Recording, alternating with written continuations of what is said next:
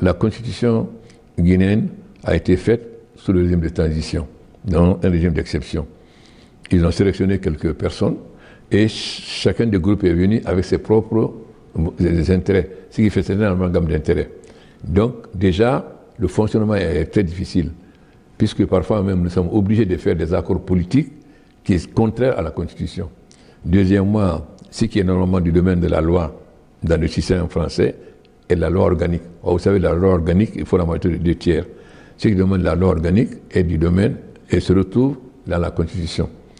Donc, il y a les insuffisances notoires de cette Constitution. Et évidemment, elle n'a pas été soumise à référendum. Si je prends par exemple le Conseil constitutionnel, dans le système français, le président est nommé par le président. Mais là, les magistrats qui étaient dans la commission pour faire la Constitution, on pensait que c'est eux qui devaient l'être, les avocats la même chose, et les professeurs. Ce qui fait qu'on a un système où c'est les membres du Conseil constitutionnel qui élisent leur président. Bon. Ensuite, aujourd'hui, le monde a beaucoup changé. Donc, nous devons adapter notre constitution au changement du monde. Le grand problème qu'on a aujourd'hui, par exemple, en Afrique, c'est le changement climatique. Donc, la protection de l'environnement. Cela doit se retrouver dans la constitution. Deuxièmement, il y a la lutte contre la victimisation des femmes, les mariages précoces, et sur le genre. Parce que il faut quand même, aujourd'hui, dans le monde où on est, là, comme disait Aragon, la femme, c'est l'autre moitié du ciel. Et surtout qu'en Guinée, il n'y a plus de femmes que d'hommes. Donc, il faut qu'on fasse la promotion des femmes. Donc, ensuite, vous avez la cybercriminalité aujourd'hui. Comment lutter contre la cybercriminalité? Donc, nous devons intégrer énormément de réformes, la protection de la nature. Et ensuite, la première constitution parlait de l'intégration de la Guinée dans un environnement plus vaste, c'est-à-dire l'unité africaine, ce qui a disparu. Or, pour nous, c'est fondamental qu'on aille vers l'unité africaine. Donc ça doit se dans la Constitution. Donc, il faut adopter la Constitution à notre époque.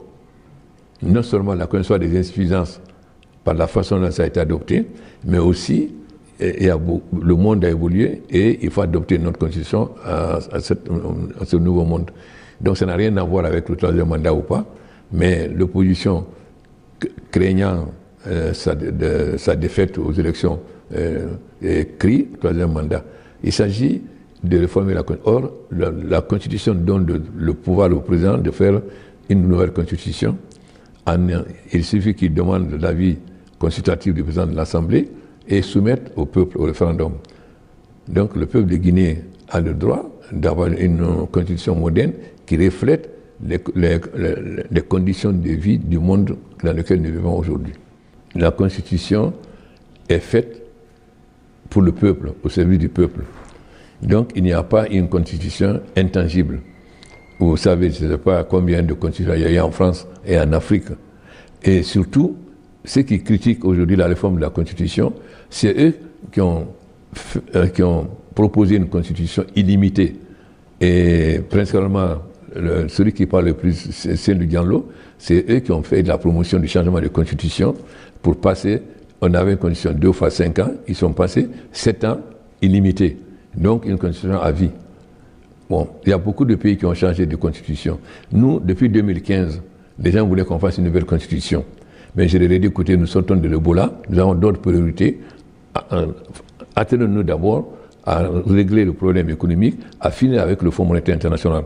Parce que quand vous êtes au programme avec le Fonds monétaire lié au PPTE, vous ne pouvez avoir que des crédits concessionnels, c'est-à-dire maximum 1,5% sur 30 ans. Un pays ne peut pas se développer. Il faut nécessairement pouvoir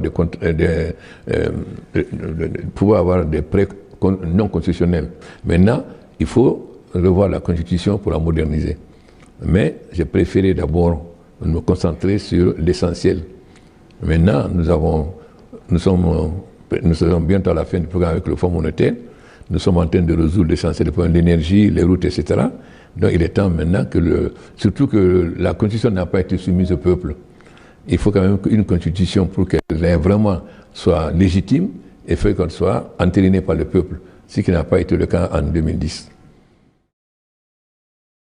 Si le pays a connu une évolution aussi catastrophique, c'est dit à ceux qui ont géré le gouvernement, c'est-à-dire les premiers ministres. Et le peuple connaît ce qu'ils ont fait.